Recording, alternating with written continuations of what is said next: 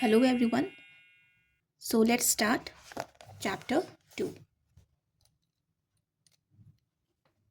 The tree of knowledge.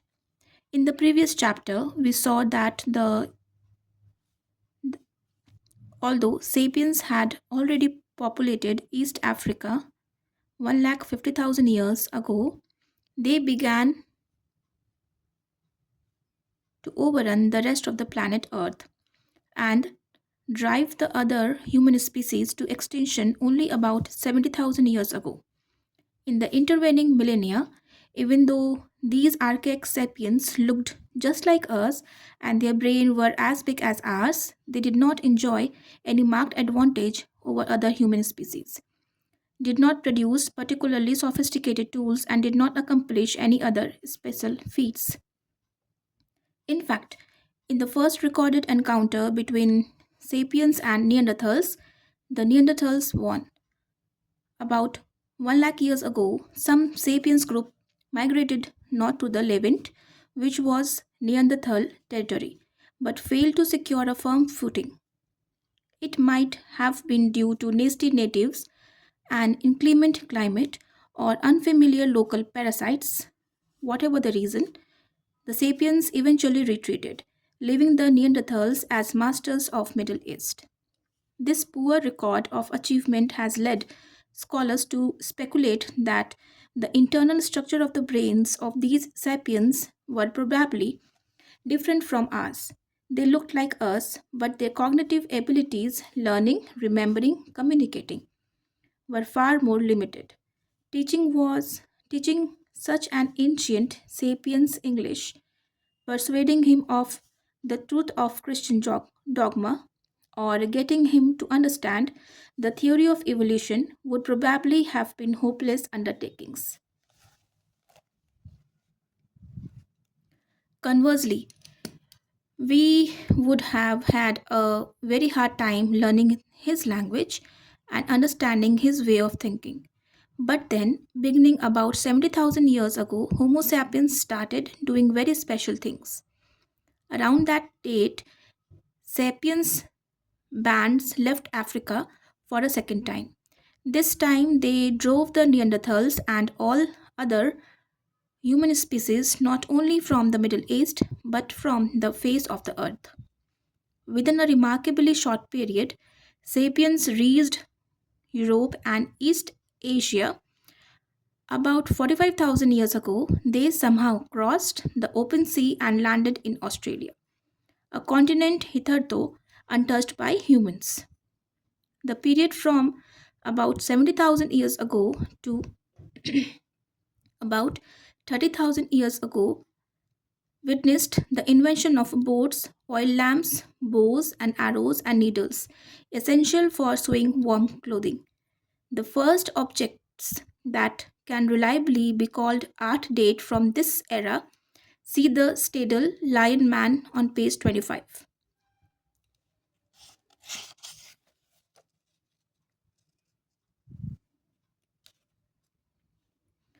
As does the first clear evidence for religion, commerce, and social stratification.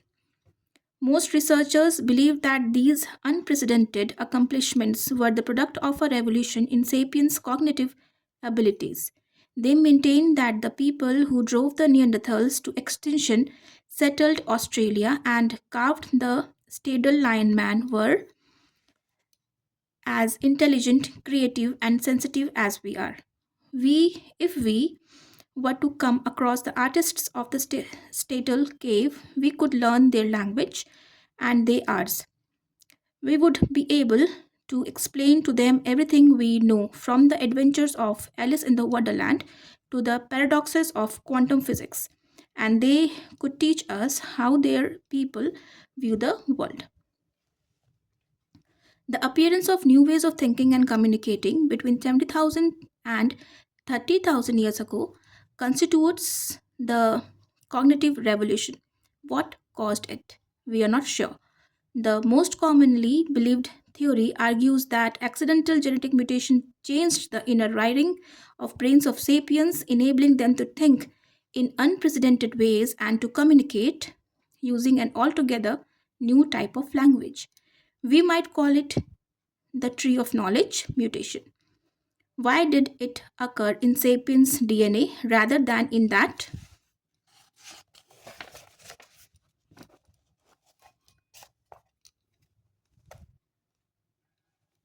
of Neanderthals? It was a matter of pure chance, as far as we can tell, but it's more important to understand the consequences of the tree of knowledge mutation than its cause. What was so special about the new sapiens language that it enabled us to conquer the world? It was not the first language. Every animal has some kind of language. Even insects such as bees and ants know how to communicate in sophisticated ways, informing one another of the whereabouts of the food. Neither was it the first vocal language. Many animals, including all ape and monkey species, have vocal languages. For example, green monkeys use calls of various kinds to communicate. Zoologists have identified one call that means careful. An eagle, a slightly different call warns careful a lion. When researchers played a recording of the first call to a group of monkeys, the monkeys stopped what they were doing and looked upwards in fear. When the same group heard a recording of the second call, the lion warning, they quickly scrambled up a tree. Sapiens can produce many more distinct sounds than green monkeys, but whales and elephants have equally impressive abilities. A parrot can say anything. Albert Einstein could say, as well as mimicking the sounds of phones ringing, doors slamming, and sirens wailing. Whatever advantage Einstein had over a parrot, it wasn't vocal. What then is so special about our language? The most common answer is that our language is amazingly supple. We can connect a limited number of sounds and signs to produce an infinite number of sentences, each with a distinct meaning. We can thereby ingest, store, and communicate a prodigious amount of information about the surrounding world. A green monkey can yell to its comrades, careful a lion, but a modern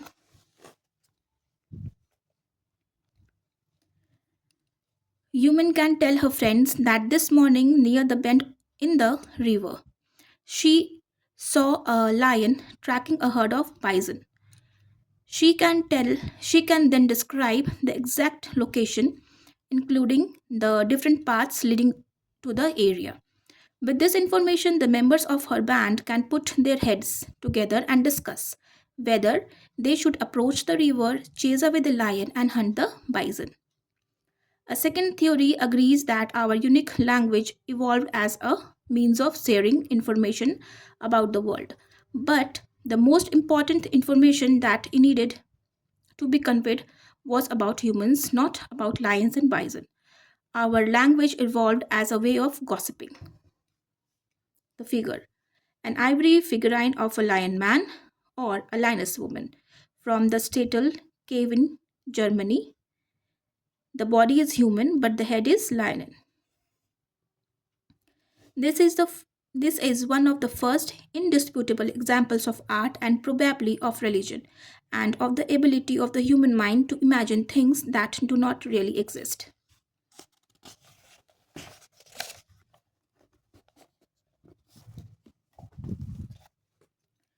According to this theory, Homo sapiens is primarily a social animal. Social cooperation is our key for survival and reproduction. It is not enough for individual men and women to know the whereabouts of lions and bisons. It's much more important for them to know who is in their band hates whom, who is sleeping with whom, who is honest and who is a cheat. The amount of information that one must obtain and store in order to track the ever changing relationships of even a few dozen individuals is staggering. In a band of 50 individuals, there are 1,225 one on one relationships and countless more complex social combinations. All apes show a keen interest in such social information, but they have trouble gossiping effectively.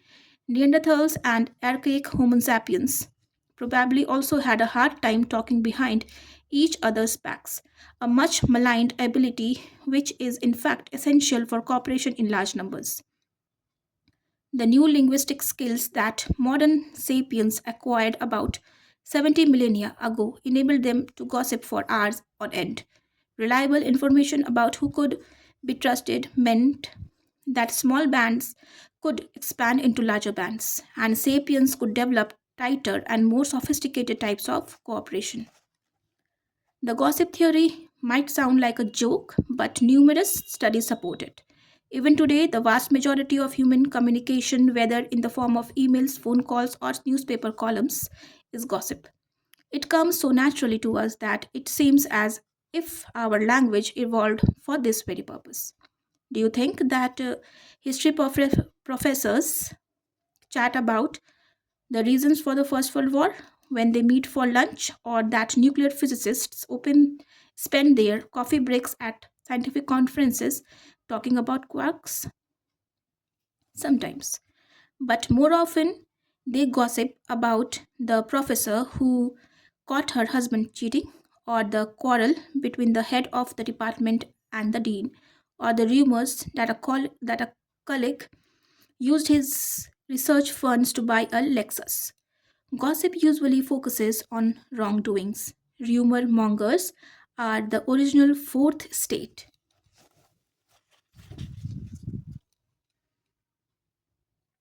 Journalists who inform society about and thus protect it from cheats and freeloaders.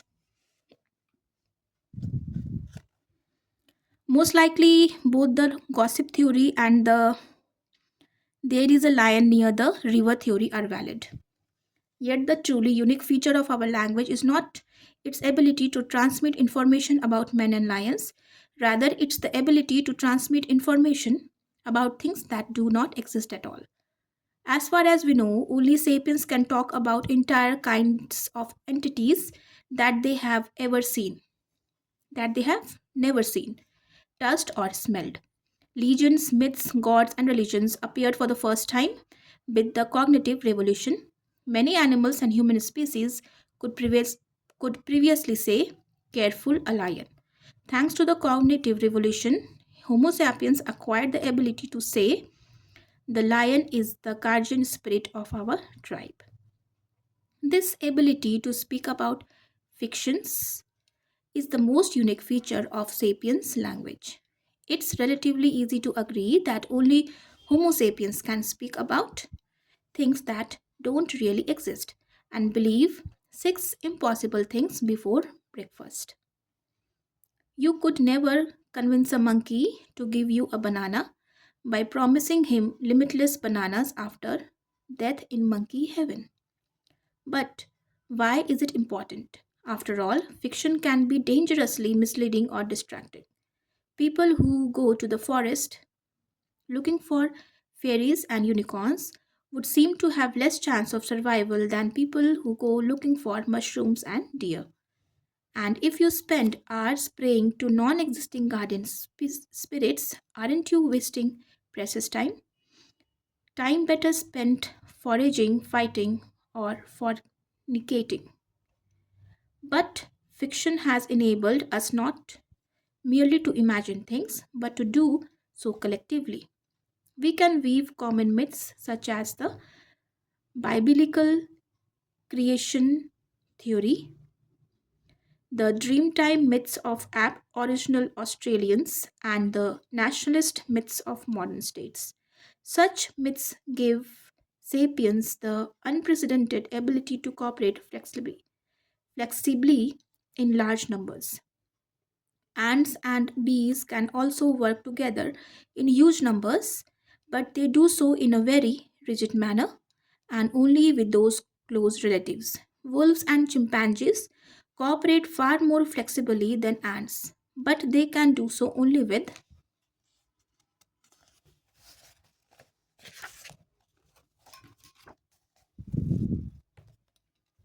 small numbers of other individuals that they know intimately. Sapiens can cooperate in extremely flexible ways with countless number of strangers. That's why sapiens rule the world, whereas ants eat our leftovers and chimps are locked up in zoos and research laboratories. The legend of Pyogut. Our chimpanzee cousins usually live in a small troops of several dozen individuals. They form close friendships, hunt together, and fight shoulder to shoulder against baboons, cheetahs, and enemy chimpanzees. Their social structure tends to be hierarchical.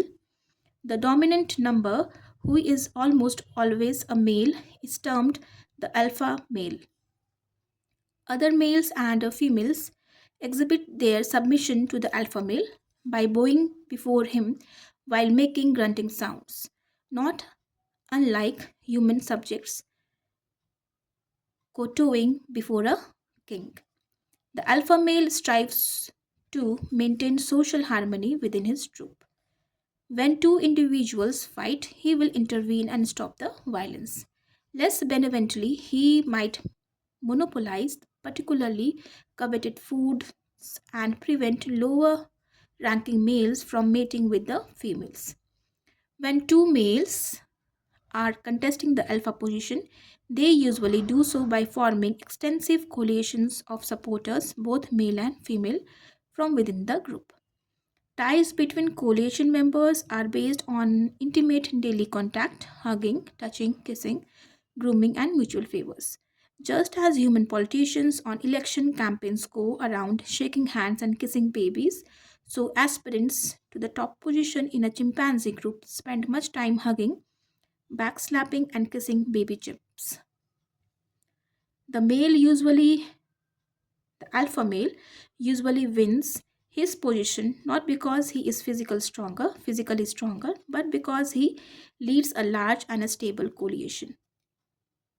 These coalitions play a central part not only during overt struggles for the alpha position but in almost all day to day activities. Members of a coalition spend more time together, share food, and help one another in times of trouble.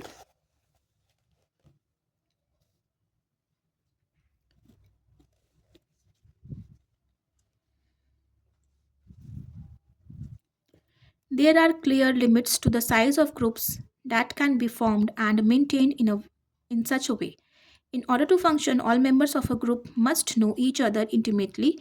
Two chimpanzees who have never met, never fought, and never engaged in a mutual grooming will not know whether they can trust one another, whether it would be worth while to help one another, and which of them ranks higher under natural conditions. A typical chimpanzee troop consists of about 20 to 50 individuals. As the number of chimpanzees in a troop increases, the social order destabilizes, eventually leading to a rupture and the formation of new troop by some of the animals. Only in a handful of cases have zoologists observed groups larger than 100.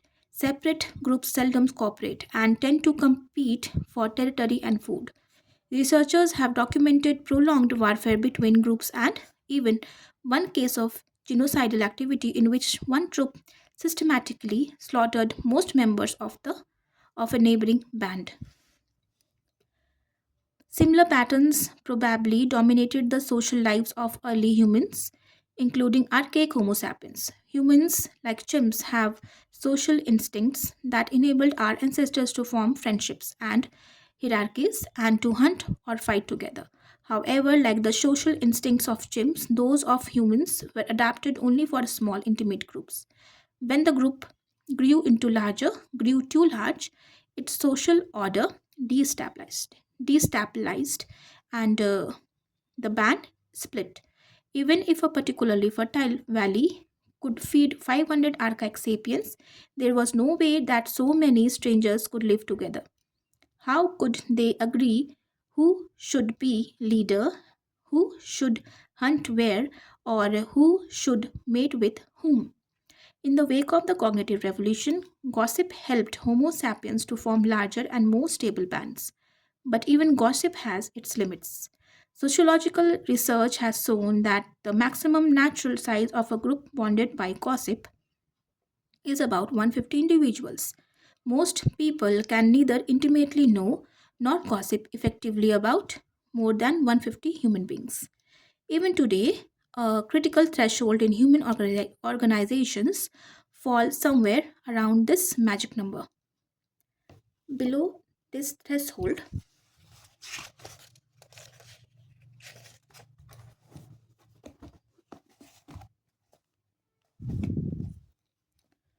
communities, businesses, social networks, and military units can maintain themselves based mainly on intimate acquaintance and rumor mongering. There is no need for formal ranks, titles, and law books to keep order. A platoon of 30 soldiers or even a company of 100 soldiers can function well on the basis of intimate relations with the minimum of formal discipline. A well respected surgeon can become king of the company and exercise authority even over commissioned officers. A small family business can survive and flourish without a board of directors, a CEO, or an accounting department. But once the threshold of 150 individual is crossed, things can no longer work that way. You cannot run a division with thousands of soldiers the same way you run a platoon. Successful family businesses usually face a crisis when they grow larger and hire more personnel. If they cannot reinvent themselves, they go bust. How did Homo sapiens manage to cross this critical threshold? Eventually, founding cities comprising tens of thousands of inhabitants and empires ruling hundreds of millions. The secret was probably the appearance of a fiction. Large numbers of strangers can cooperate successfully by believing in common myths. Any large scale human cooperation, whether a modern state, a medieval church, an ancient city, or an archaic tribe, is rooted in common myths that exist only in people's collective imagination. Churches are rooted in common religious myths. Two Catholics who have never met can nevertheless go together on crusade or pool funds to build a hospital because they both believe that God was incarnated in human flesh and allowed himself to be crucified to redeem our sins. States are rooted in common national myths. Two Serbs who have never met might risk their lives to save one another because both believe in the existence of Serbian nation, the Serbian homeland and the Serbian flag. Judicial systems are rooted in common legal myths. Two lawyers who have never met can nevertheless combine efforts to defend a complete stranger because they both believe in the existence of laws, justice, human rights, and the money paid out in fees. Yet none of these things exist outside the stories that people invent and tell one another.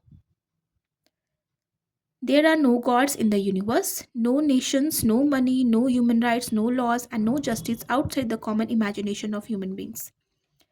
People easily understand that primitives cement their social order by believing in ghosts and spirits and gathering each full moon to dance together around the campfire.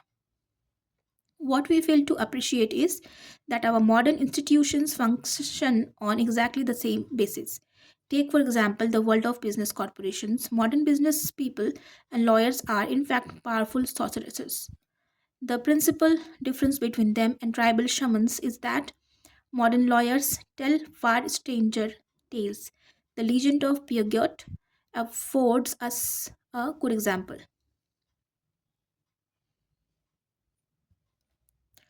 An icon that somewhat resembles the Stadel lineman appears today on cars, trucks, and motorcycles from Paris to Sydney. It's the hood ornament that adorns vehicles made by Peugeot, one of the oldest and largest of Europe's car makers. Peugeot began as a small family business in the village of Valentigney, about just 300 kilometers from the Stadel Cave. Today, the company employs about 2 lakh people worldwide. Most of them are complete strangers to each other. These strangers cooperate so effectively that in 2008, Peugeot produced more than 1.5 million automobiles earning revenues of about $55 billion. Pond. In what sense can we say that a Peugeot SA, the company's official name, exists? There are many Peugeot vehicles, but these are obviously not the company. Even if every Peugeot in the world were simultaneously junked and sold for scrap metal, Peugeot SA would not disappear. It would continue to manufacture new cars and issue its annual report. The company owns factories, machinery, and showrooms and employs mechanics, accountants, and secretaries, but all these together do not comprise Peugeot.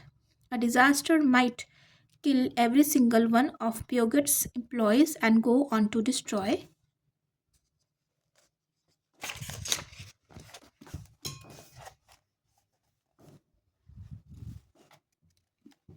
the Peugeot line, all of its assembly lines and executive offices. Even then, the company could borrow money, hire new employees, build new factories, and buy new machinery. Peugeot has managers and shareholders, but neither do they constitute the company. All the managers could be dismissed and all its shares sold, but the company itself would remain intact. It doesn't mean that Peugeot SA is invulnerable or immortal. If a judge were to mandate the dissolution of the company, its factories would remain standing and its worker, accountants, managers, and shareholders would continue to live, but Peugeot SA would immediately vanish. In short, Peugeot SA seems to have no essential connection to the physical world. Does it really exist? Peugeot is a figment of our collective imagination. Lawyers call this a legal fiction. It can't be pointed at. It is not a physical object, but it exists as a legal entity. Just like you or me, it is bound by the laws of countries in which it operates. It can open a bank account and own property. It pays taxes and it can be sued and even prosecuted separately from any of the people who own or work for it. Peugeot belongs to a particular genre of legal fictions called limited liability companies. The idea behind such companies is among humanity's most ingenious inventions. Homo sapiens lived for untold millennia without them. During most of the recorded history, property could be owned only by flesh and blood humans, the kind that stood on two legs and had big brains. If in the 13th century Franz Jean set up a wagon manufacturing workshop, he himself was the business. If a wagon he had made broke down a week after purchase, the disgruntled buyer would have sued Jean personally. If Jean had borrowed 1000 gold coins to set up his workshop and the business failed, he would have had to repay the loan by selling his private property, his house, his cow, his land. He might even have had to sell his children into servitude. If he couldn't cover the debt, he could be thrown in prison by the state or enslaved by his creditors. He was fully liable without limit for all obligations incurred by his workshop. If you had lived back then, you would probably have thought twice before you opened an enterprise of your own. And indeed, this legal situation discouraged entrepreneurship. People who afraid to start new businesses and take new economic risks. It hardly seemed worth taking the chance that their families could end up utterly destitute. This is why people began collectively to imagine the existence of limited liability companies. Such companies were legally independent of the people who set them up, or invested money in them, or managed them. Over the last few centuries, such companies have become the main players in the economic arena, and we have grown so used to them that we forget they exist only in our imagination. In the US, the technical term for limited liability company is a corporation, which is Ironic, because the term derives from corpus, body in Latin. The one thing these corporations lack, despite their having no real bodies, the American legal system treats corporations as legal persons, as if they were flesh and blood human beings. And so did the French legal system back in 1896 when Armand Peugeot, who had inherited from his parents a metal working shop that produced springs, saws, and bicycles, decided to go into the automobile business. To that end, he set up a limited liability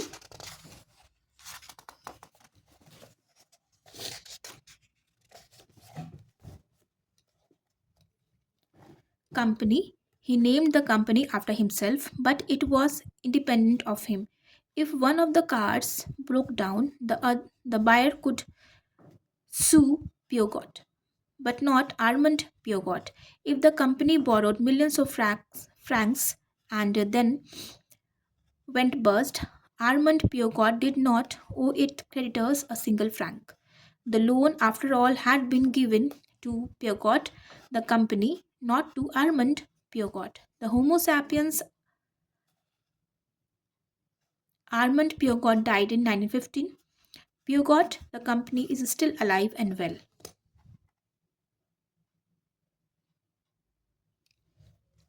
How exactly did Armand Peugeot, the man, create Peugeot, the company?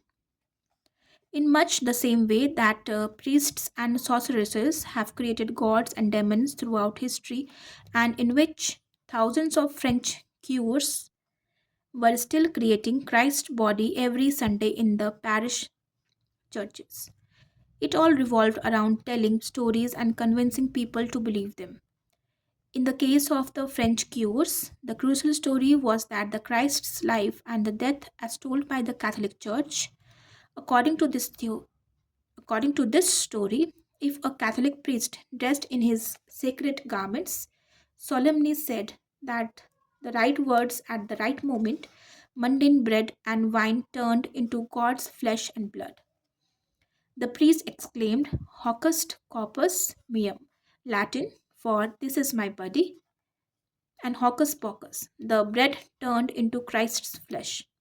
Seeing that the priest had properly and assiduously observed all the procedures, millions of devout French Catholics behaved as if God really existed in the consecrated bread and wine.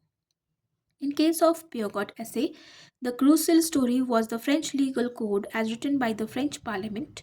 According to the French legislators, if a certified lawyer followed all the proper liturgy and rituals, wrote all the required spells and oaths on a wonderfully decorated piece of paper, and affixed his ornate signature to the bottom of the document, then hocus pocus, a new company was incorporated. When in 1896 Armand Piogot wanted to create his company, he paid a lawyer to go through all these sacred procedures. Once the lawyer had performed all the right rituals and pronounced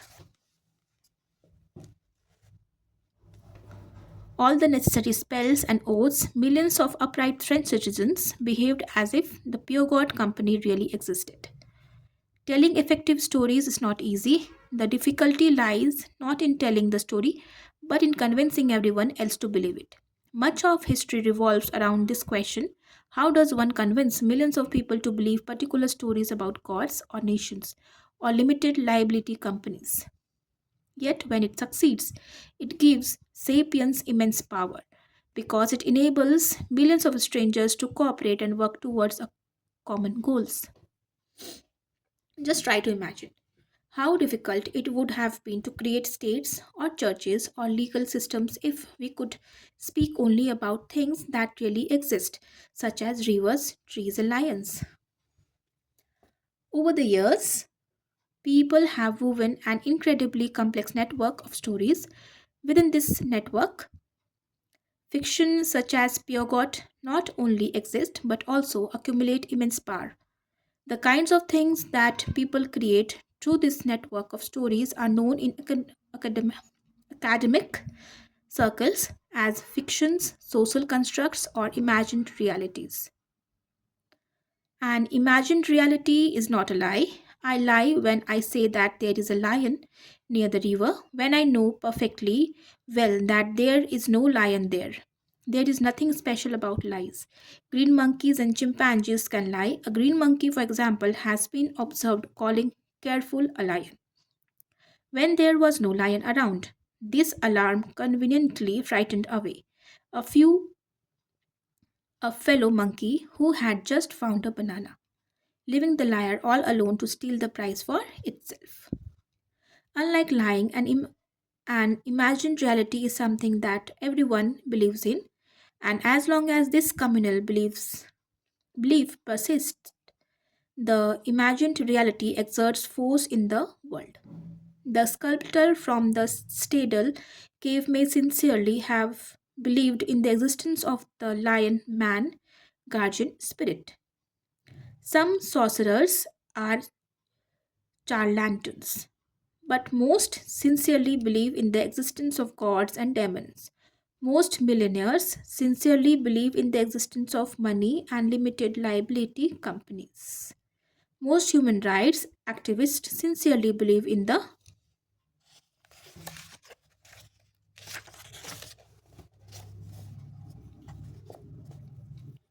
existence of human rights.